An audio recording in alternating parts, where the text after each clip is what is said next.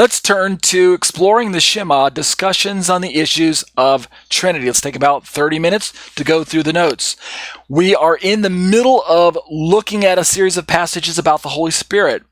If we're going to give the Bible its proper representation, we need to start from the earlier parts of the Bible, work our way to the later parts of our Bible. So we already went back through some passages out of the Tanakh, the Old Testament. We saw how that it's natural to associate the Spirit of God with God Himself. That's the natural way to interpret the passages, and there's nothing wrong with that, given the fact that we're dealing with a God who has revealed Himself little by little to humans, to His creation over time. But now we're ready to start turning to the New Testament.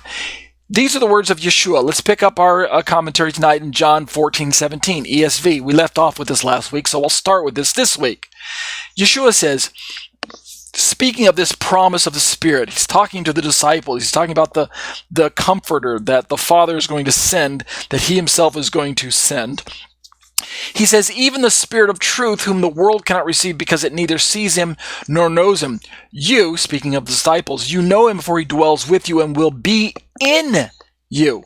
We're asking this question, we're entertaining this question, who or what Spirit is inside of us as believers? Is it the generic Spirit of God that's in us outside of any understanding and recognition of the Messiah? Or is it actually the Holy Spirit who's in us with the understanding that the Holy Spirit is very God Himself and is also the Spirit of Messiah? Is that the better way to understand the Spirit? It's not entirely difficult to understand that non-Trinitarians who do not believe in the third person of the Trinity known as the Holy Spirit are going to assign to Yeshua's words and everywhere else in the Bible that the Spirit being spoken of in every given passage is in fact the Spirit of God, aka God's very own Spirit, or, depending on which denomination you hark from, it's going to be this impersonal force of God that's controlling your actions. So those are the two general options that non-Trinitarians take. It's either the Spirit of God, in other words, it's not any third person of the Trinity or second person of the Trinity. It's not the Spirit of Jesus or anything like that. It's actually just God's very own Spirit. Or it's an impersonal force of God who's not even really God's Spirit. It's just a power that's emanating from God, kind of like the force flowing from God's fingertips that's empowering you to walk and talk and be obedient, etc., etc. Kind of like Jehovah's Witnesses' version of the Spirit. But I'm a Trinitarian, and I disagree with those two kind of abstract views of the Spirit of God. I maintain, and I've said this over and over going in my commentary, so I'm going to say it again.